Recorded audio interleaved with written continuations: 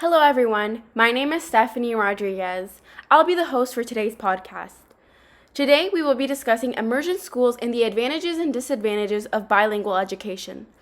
Immersion schools, according to Tessa International School, are schools where, quote, all academic subjects are taught in a target language such as French, Spanish, or Mandarin, end quote.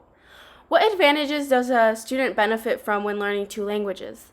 What cultural differences do the students have in these immersion schools? These questions are important because having bilingual students interact in both languages is extremely beneficial to be able to master both languages. Immersion schools give opportunities for students to start learning in their mother tongue and slowly start integrating English. This applies to me because I spoke Spanish from the ages of 1 to 3. When I started school, I was thrown into the deep end because school was entirely in a new language. We will answer these questions throughout the duration of the podcast. Enjoy the ride. We will begin by looking at the advantages of bilingual learning. Of course, we know that students get to learn another language, but what really goes on in immersion schools? There are many advantages for immersion schools. Many children are able to engage in their own culture and express themselves in their mother tongue. Research performed from St. Cloud State University says students in immersion schools have increased cognitive skills, higher achievement in other academic areas, and higher standardized test scores. Students have these abilities because they speak another language, and many of them are able to recognize different sounds and distinguish them. Students engage in two different languages, which means students are able to understand sounds better and are proven to be better problem solvers. The same researchers mentioned the importance of having these abilities by stating, when learning to put words and structures together to make sense in a second language, students are forced to think about why certain structures work well together or not, and they naturally tend to make comparisons to their native language. Pengjua Zhang is the immersion program coordinator at the School District 622. She has over 10 years of experience in the immersions field and about 20 years in education. When talking about the benefits of immersion school and how students move on from their immersion learning to regular learning, she says, like most middle schoolers and high schoolers, if they've been through immersion, by the time they get to like high school, they want to take another language. What I've seen. Oh, that's awesome. It's like they want to actually keep on learning more languages. And that's one of the benefits of of immersion, is like once you've learned one language and you're bilingual, you want to add on another. Yeah. Another benefit of immersion learning is that immersion students are also able to engage with different students from distinct communities. This becomes important because many people assume that immersion students would have a harder time interacting with students who are not from the same background or do not speak the same language as they do. Students are able to engage with different students from distinct communities, this proving that immersion learning does not interfere with societal integration.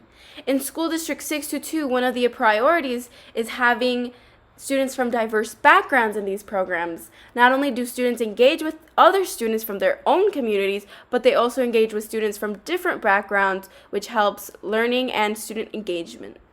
Students also become proficient in two different languages. In District 622, the immersion schools start teaching both languages in an 80 to 20% cycle, the first year of learning. 80% of the learning is done in the foreign language and 20% is done in English.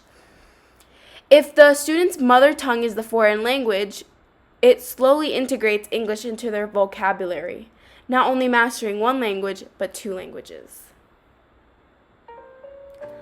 After looking at the advantages of immersion learning, we will move on and focus our attention to the disadvantages of immersion learning.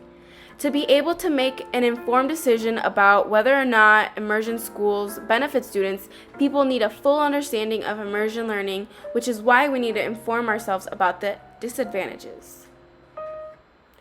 Although many times immersion schools are glorified because of the different style of teaching, many people do not know the disadvantages of immersion learning. Many times, this innovative style of teaching is not available to diverse students.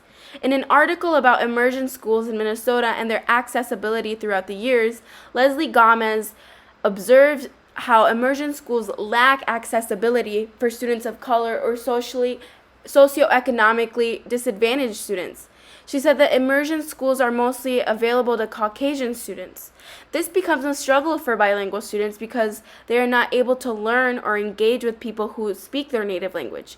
It can also be a struggle for bilingual students because they start learning in one strict language. This language is English, a language in which bilingual students have not yet mastered.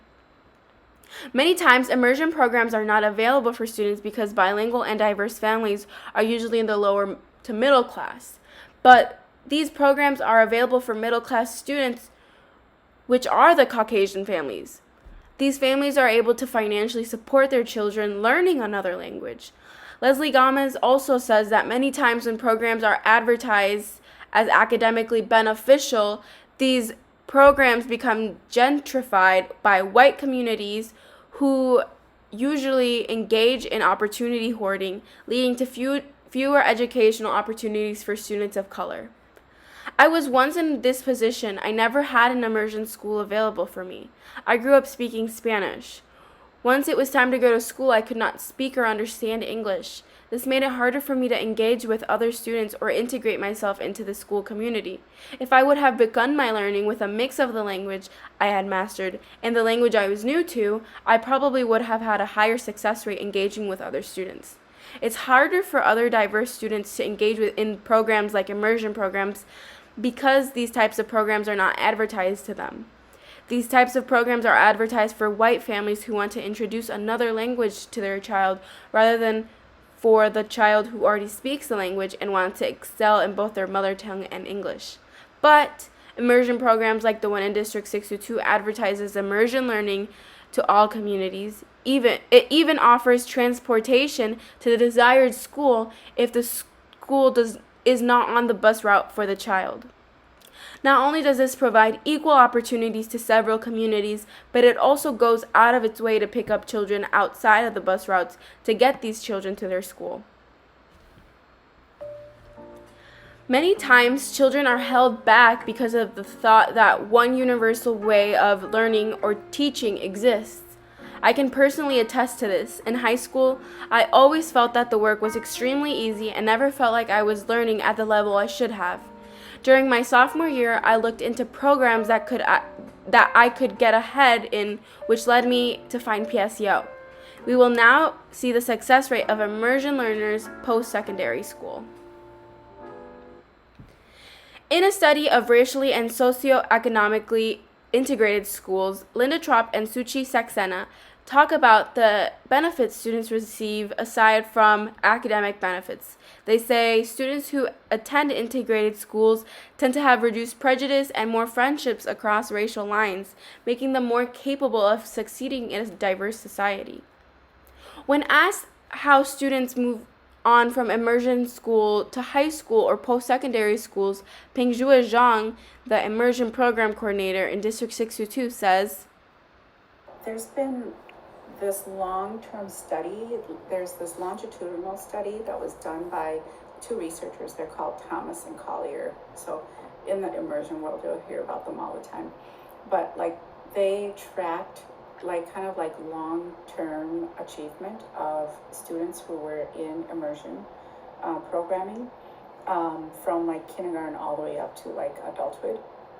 And what they found was students who are in immersion programming do in kindergarten up to third, fourth grade, it might look like they're a little behind because they're only learning in that language, right, in that target language, and not in English, because all the testing we know is done in English, right? So they might look like they're behind, but by the time they get to fifth grade, and then especially up into high school, they will have either reached the same level of achievement as their peers or surpassed it. Wow. And actually by the time they get to high school, they will have surpassed their peers in reading, in English reading. So wow. It's kind of, yeah, so, and that's a very clear longitudinal study that was, that's been kind of shared all over, is they followed these students and found that the students who were in immersion did far better than their English speaking peers. So that's awesome. Elizabeth Uzel researched the benefits of immersion learning in many of her observations of immersion learners. She noticed that students who enrolled in immersion programs experience increased educational and occupational attainment, greater economic returns, health benefits, and less adult poverty. This is important because parents many times only look for present day benefits, but with immersion programs, parents can look into their child's future and have confidence in their child becoming successful in the real world. There are many advantages and disadvantages to immersion learning, but the advantages overlook the disadvantages. Immersion learning is beneficial to any student participating in it. Hopefully, I have been able to teach you this as well as its accessibility to students from different backgrounds. Immersion learning is an amazing way for bilingual students to engage with other bilingual students as well as Caucasian students. But many times, like Gomez mentioned, these programs are not available to them. For students to be successful learners and engage with society, immersion programs need to become more available to bilingual and diverse students. So what do you think? Would you enroll your child in immersion programs? Will you have your child learn a second language? Did I convince you to enroll your child or future child in an immersion program? If not, why not? Thank you.